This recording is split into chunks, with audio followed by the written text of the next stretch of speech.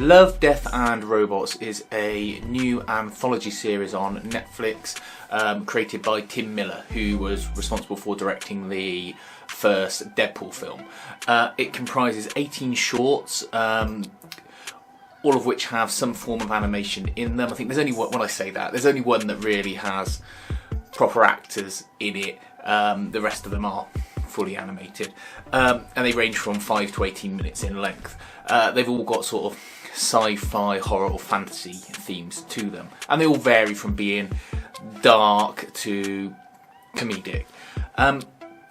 They've got great quality animation. Not all animation styles are the same. There's what looks like traditional animation, there's CGI, there's rotoscoped animation, but everyone is really well done, and there's no sort of poor or cheap looking ones in the mix at all. Some of the animation obviously uses motion capture for the actors because you'll recognise the actors in it.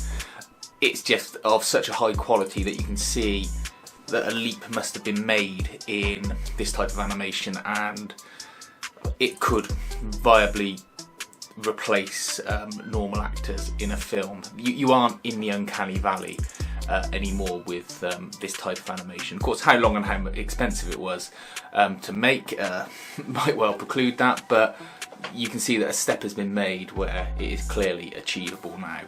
And it wouldn't put actors out of work because they still need them to motion capture. The only one of the 18 that didn't sit well with me and felt a bit out of place and unfinished, to be honest, just because of the way it ended, was Fish Night, which was about two salesmen who have a problem with their car in the middle of the desert, and then they see the ghost of prehistoric fishes.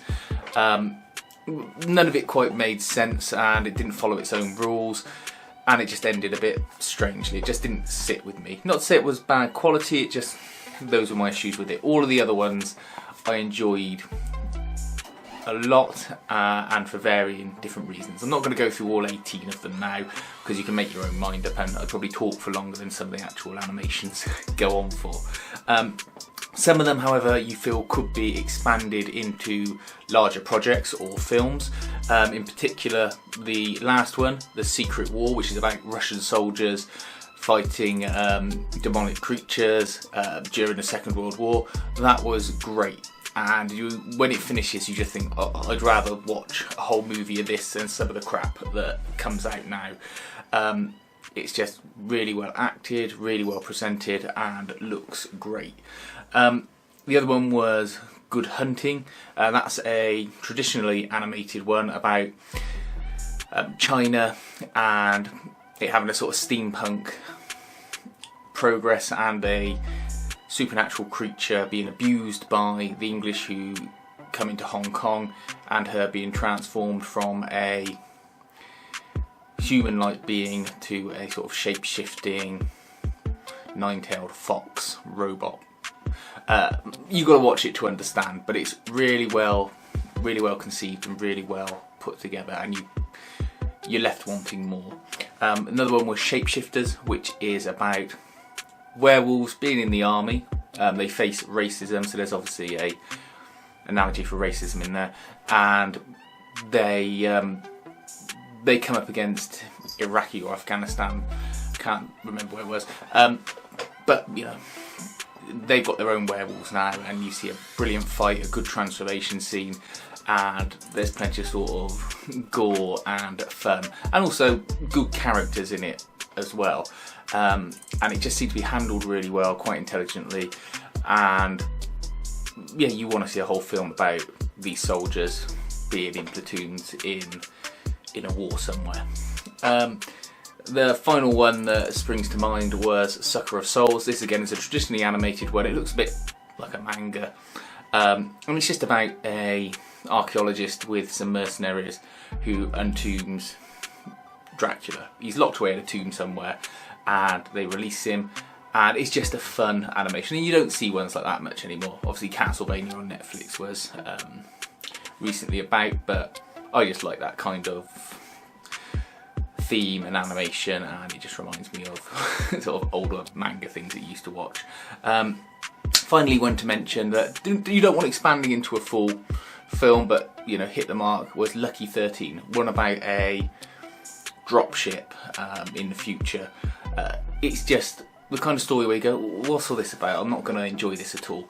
But actually, I watched it, sort of absorbed it. By the end of it, when what happens at the end happens, I felt really sad, and I thought, oh well, that's good storytelling. If in the space of like 10 minutes or so I can go from not being interested in this episode at all to really caring about what happens at the end, then someone's done something right in that.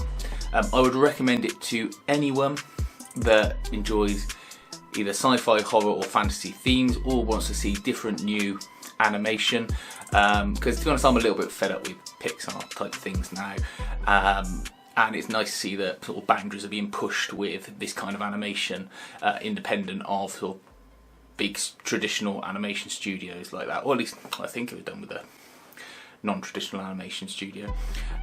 It's incredibly adult, by the way, so don't let your kids watch this at all.